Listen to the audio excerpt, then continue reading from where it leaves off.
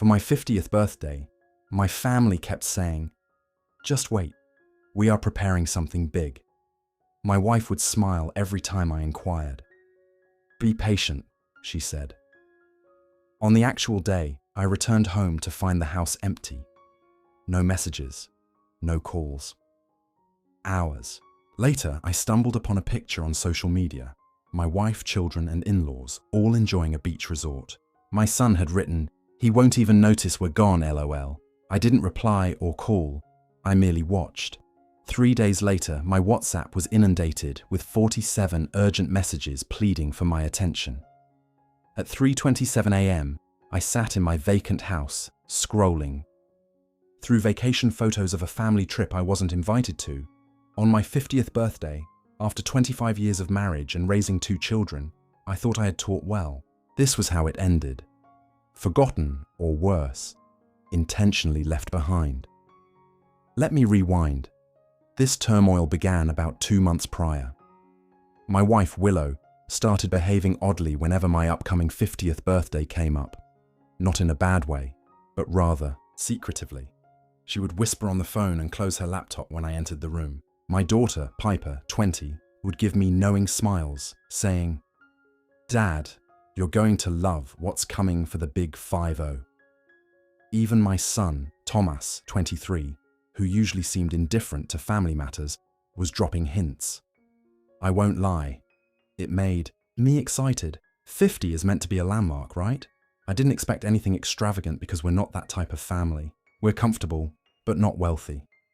Piper's college tuition takes a significant portion of our savings, and I recently assisted Thomas with a $4,000 down payment for his first apartment. Money I didn't really have to spare. But that's what fathers do, isn't it?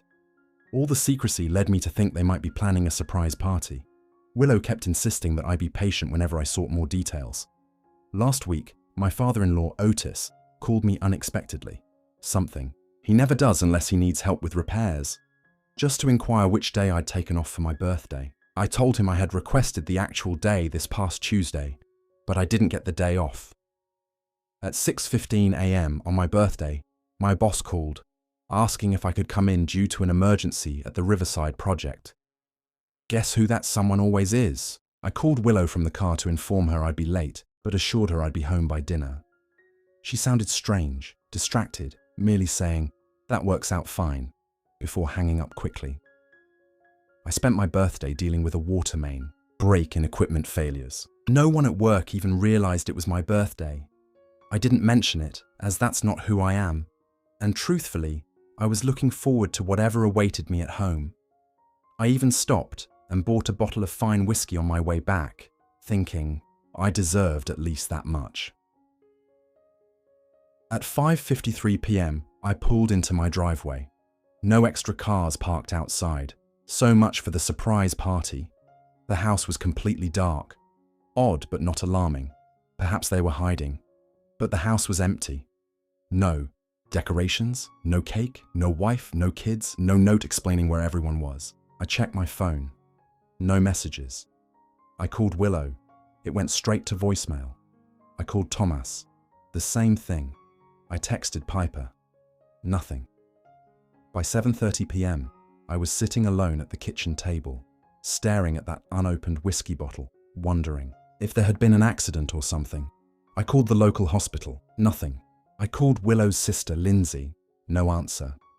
At 8:14 p.m, still alone on my birthday, I poured myself a glass of whiskey and decided to check Instagram. I don't post much, just follow my kids to see what they're up to sometimes. And there it was, posted 3 hours earlier. A photo of my entire family. Willow, Thomas, Piper, Otis and his wife Kinsley and Lindsay, all grinning on a white sand beach, cocktails in hand at some fancy resort. The caption from Thomas read, "Family vacation mode activated. He won't even notice we're gone, LOL." The comments were worse.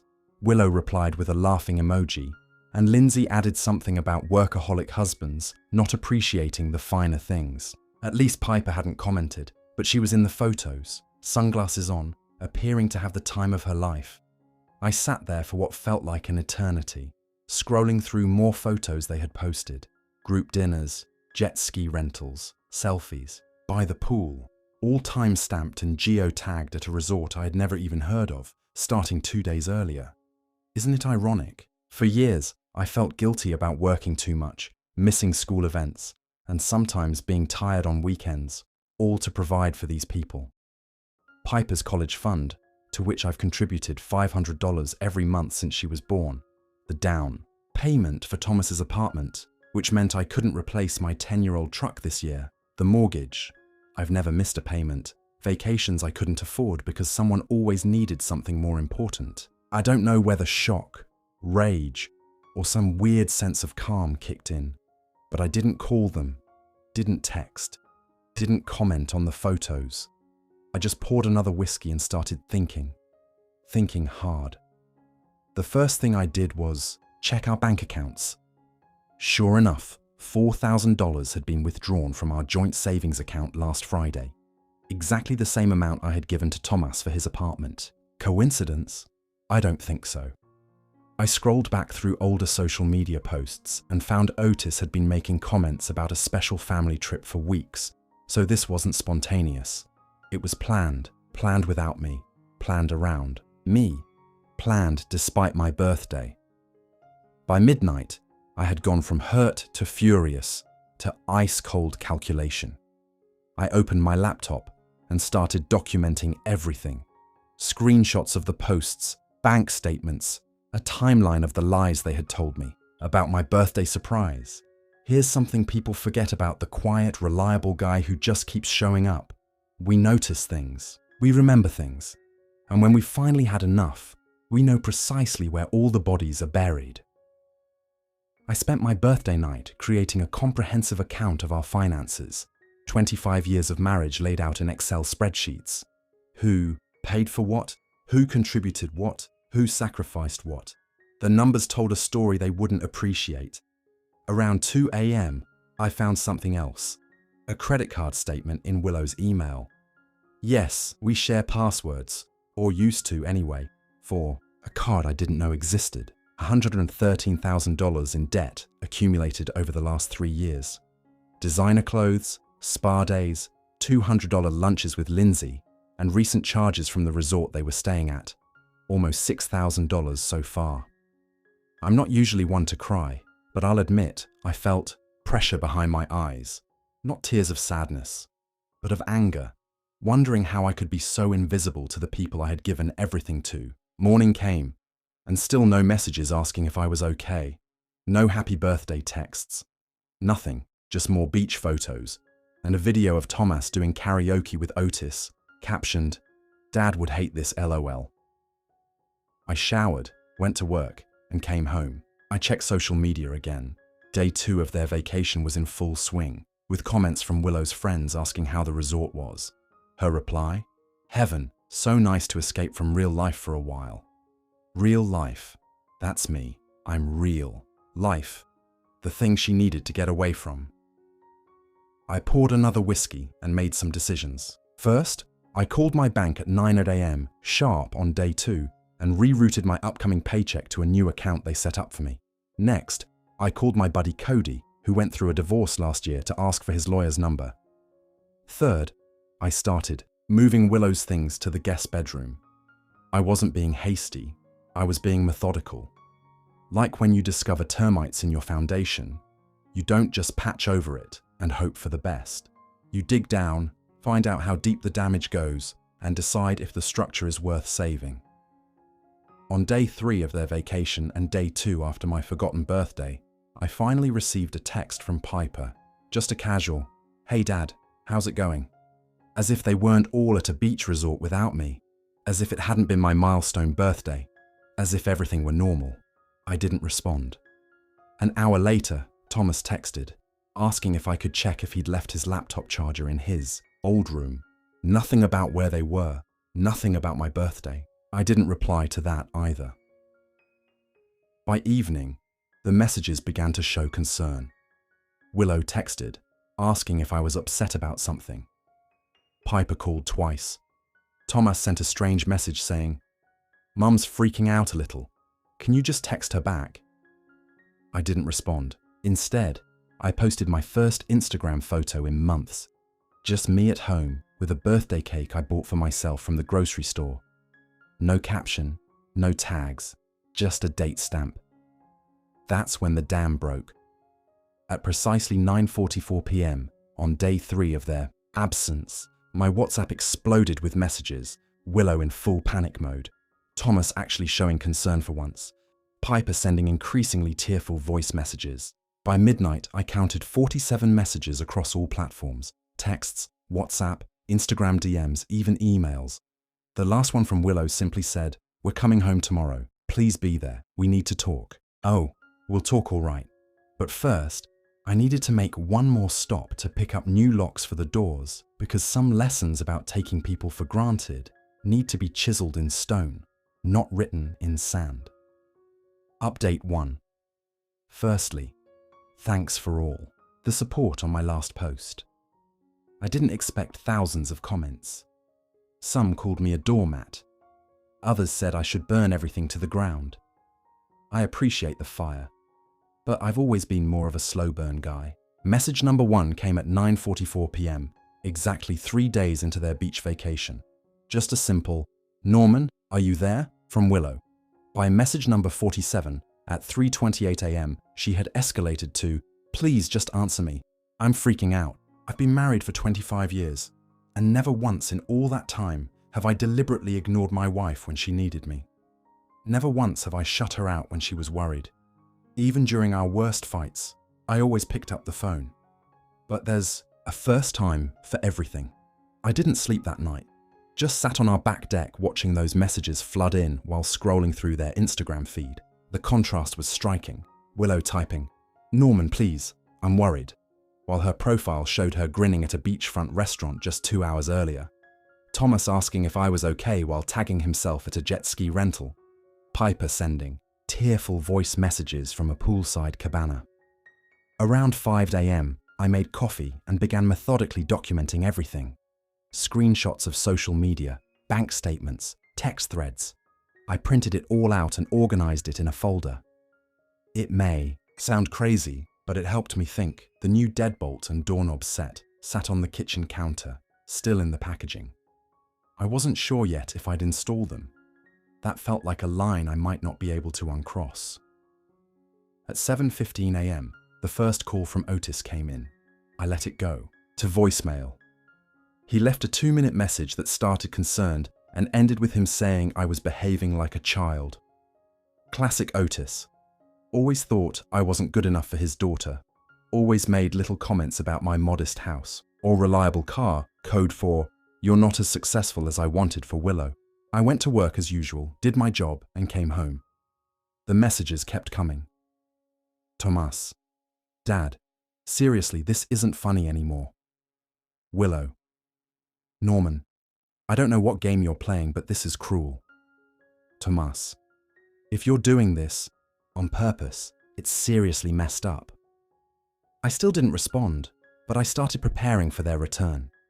I moved Willow's clothes and personal items to the guest room, changed the Wi-Fi password, and installed a passcode lock on my computer. Small things that sent a message. You can't pretend nothing happened. That night, I received a particularly revealing voice message from Piper. She was crying, her voice choked up as she said she was sorry about my birthday, that she'd wanted to call me, but Grandma Kinsley said it would ruin the surprise they were planning. She felt weird about the trip, but everyone made her feel like she was overreacting. Otis had paid for most of it as a family bonding experience.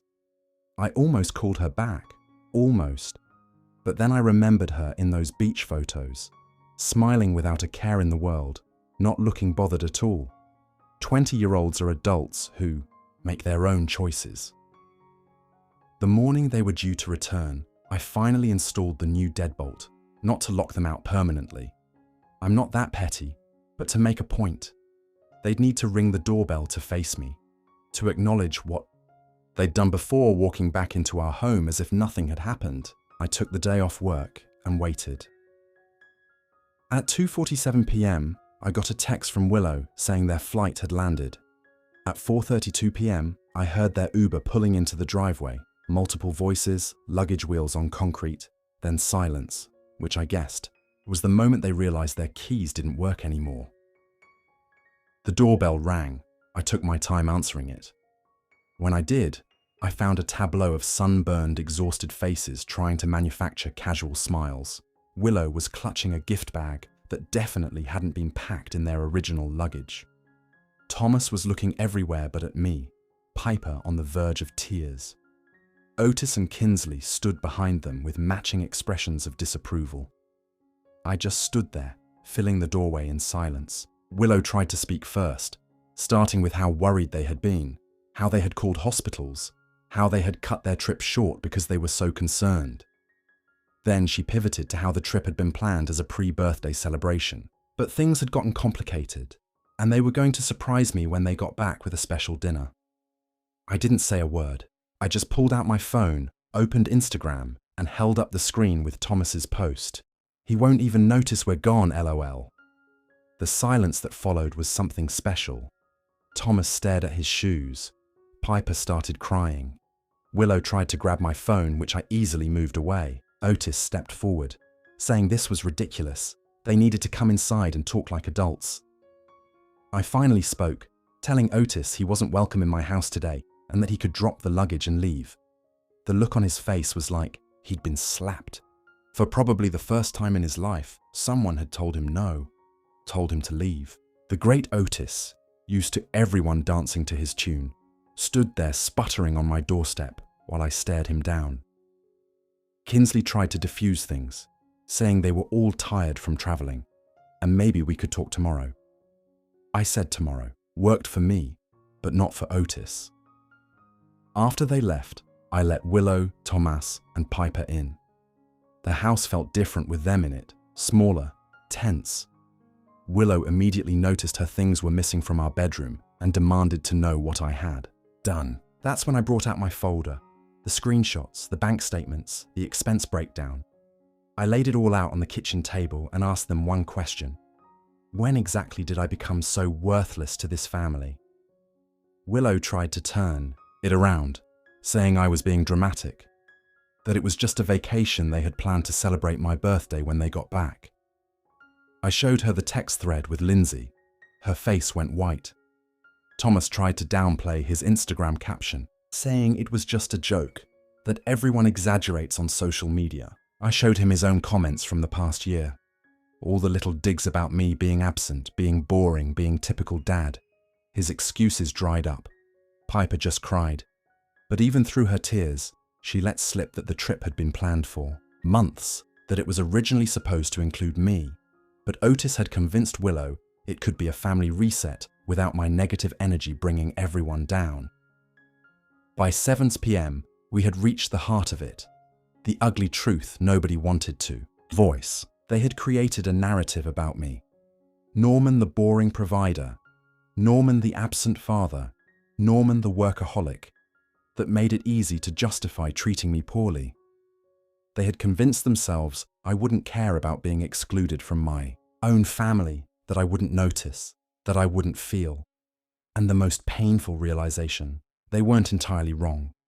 I had allowed work to become my identity. I had missed events for overtime. I had been quiet when I should have spoken up. But I was speaking up now. I told them I'd moved most of my money to a separate account, that I'd pay the mortgage and utilities for 3 months while Willow figured out her next steps, and that I'd continue supporting Piper's education directly, but not through their discretionary spending. They had 3 months to either rebuild our marriage on new terms or prepare for divorce. Thomas stormed out, saying I was being unfair. Piper went to her room in tears. Willow just sat at the table, staring at the stack of evidence I had compiled, looking like someone had just told her Santa wasn't real. Around midnight, my phone pinged with one final message from Willow. I never meant for any of this to happen. The trip was supposed to be your gift, some time alone to relax. We were going to surprise you with something special when we got back. I don't know how things got so twisted. I read it 3 times. Each time my reaction was the same. Pure disbelief. Even now, after everything, she was still spinning, still rewriting reality. I typed out my response carefully. I have the receipts, Willow. all 47 of them, plus about 100 more you don't even know about yet. The time for lies is over. Then I turned off my phone and went to bed for the first time in days. Alone, but not lonely. There's a difference. Tomorrow would bring hard conversations and harder decisions, but for the first time in 25 years, those decisions would be on my terms. Update. The morning after the confrontation, I woke up at 4:17 a.m. to the sound of someone crying, muffled, but definitely coming from inside the house. It took me a minute to realize it was Willow in the guest room. The strange thing? I felt nothing, neither satisfaction nor guilt, just nothing. For those asking for updates, it's been 2 weeks since my family returned from their beach getaway. 2 weeks of awkward breakfasts and tense dinners. 2 weeks of whispered phone calls and slammed doors. 2 weeks of reality crashing down on 25 years of marriage. The morning after they returned, I expected big dramatic scenes, tearful apologies, desperate promises to change. That's not what happened. What occurred was Willow came downstairs at 7:30 a.m., made coffee like it was any normal day, and asked if I'd gotten it out of my system yet, as if my reaction was some kind of tantrum that needed to run its course. I just looked at her for a long moment, and then slid my phone across the counter with the screenshots still open. The ones where she and Lindsay discussed whether I'd even noticed they were gone. The ones where she laughed at Thomas's caption. She stared at them like she was seeing them for the first time. Then tried a new angle, saying her phone must have been hacked, that she never wrote those things, that someone must have used her account. At 7:43 a.m., I realized my wife of 25 years would rather invent an elaborate conspiracy theory than admit she had been callous and cruel. That's when I handed her the printed bank statement, highlighting every withdrawal from our joint account. For the trip, I showed her the credit card statements from her secret card, laying out how I had supported this family for decades while she'd built up $133,000 in hidden debt. You want to know the craziest part? She didn't even seem that concerned about the money. She just kept saying Otis would help her pay it off, that I was being petty, focusing on dollars and cents, when the real issue was my workaholism. Isn't that something? I'm the bad guy for working 60-hour weeks to provide for everything, including her shopping habit. The kids were a different story. Thomas showed up around noon that first day, hungover and defensive. He started in about how I was overreacting, how it was just a stupid social media post, how I was being toxic by making such a big deal about everything. So I showed him my social media feed. The comments from his friends, the ones saying stuff like, LOL, your dad sounds like my dad, total boomer energy, and bro, just tell him you're busy when he tries to hang. I asked him what kind of man mocks his father online to look cool to his friends. What kind of son takes $4,000 for an apartment down payment and then spends the same amount partying at a beach resort 2 weeks later? He didn't have good answers. Just mumbled something about how I didn't understand how social media worked, and left. He hasn't returned in 5 days. Piper was different. She actually apologized, saying she felt pressured by Kinsley and Otis to go along with the trip. She said she'd wanted to call me on my birthday, but Willow told her I was probably too busy anyway. I believe her mostly. But I also saw her in those beach photos, grinning during sunset cocktail hours that she wasn't even legally old enough to attend. Not exactly looking tortured by guilt. So yes, I'm still paying for her tuition, but directly to the school now, not through the joint account, where money mysteriously vanishes. Around day 3 after their return, things escalated. Otis showed up unannounced at 6:15 p.m., right as I was microwaving leftovers. He walked in without knocking, because Willow had given him the new door code. He immediately started in about how I was being unreasonable, how I was destroying this family over a misunderstanding. I didn't yell or throw him out. I just calmly asked him how much the resort cost. He puffed up, saying that wasn't the point. I asked again, exactly how much did you spend taking my family on vacation without me? That's when he dropped the bombshell. $8,600 for 5 people over 5 days. Do the math, that's over $300 per person per day. I've never spent that much on any vacation in my life. Our family trips have always been budget-friendly campouts, road trips, or the occasional weekend at a basic hotel with a pool for the kids. I asked Otis if he knew how much I had in Piper's college fund. He didn't respond, so I told him anyway, $25,000, scraped together $500 at a time over years, money that could have gone toward vacations, a better car, or home improvements. But I chose her future instead. Then I asked him how much he'd contributed to his granddaughter's education. His face turned red, and he started sputtering about how that wasn't the point, how he'd created opportunities for Willow and the kids in other ways. Opportunities, like teaching them it's acceptable to exclude the person who pays for their lives. Opportunities like showing them that loyalty and respect matter less than beaches and cocktails. I told him he had 30 seconds to leave my house before I called the police to report trespassing. He left at 6:27 p.m. I haven't heard from him directly since. Willow lost it after that, calling me cruel for speaking to her father that way, saying I was jealous of him, that the real reason I was upset was that I could never provide the kind of experiences for my family that he could. And you know what? There might be a grain of truth in that. I've never had Otis's money. And I never will, but I've had Otis's time, 25 years of it. Time I spent working to build something for us, while he was off enjoying early retirement on inherited wealth. By the end of the first week, the battle lines were drawn. Willow moved in with Lindsay temporarily. Tomas stopped responding to my texts completely. Piper started visiting more often, usually when Willow wasn't around. The family split into factions. Willow's siblings and parents rallied around her, posting vague supportive messages on social media about standing by family during tough times. My sister, who lives 3 states away, sent me a care package with whiskey and a note saying she always thought Willow was kind of a princess. Then the financial reality hit. 10 days after returning from the trip, Willow called in a panic because her credit card was declined at some boutique. I had removed her as an authorized user on all my accounts. She wanted to know if I was going to keep punishing her by withholding money. I calmly explained, like speaking to a child, that I wasn't withholding anything. I was merely separating our finances. Her income was still hers, while my income was now mine. The joint account had exactly 3 months' worth of mortgage payments and utility money, and after that, we'd either have new arrangements or separate lives. That's when she began crying real tears, not about our marriage or my feelings, or the family being torn apart, but about money. At 11:43 p.m. that night, I received a text from Otis. "Let's discuss a settlement." I didn't respond. There was nothing to settle yet. No divorce papers filed, no lawyers officially retained, though I'd had 3 consultations. Just a family in free fall, finally facing gravity after years of pretending they could float above reality on my dime. 2 weeks into this new normal, something unexpected happened.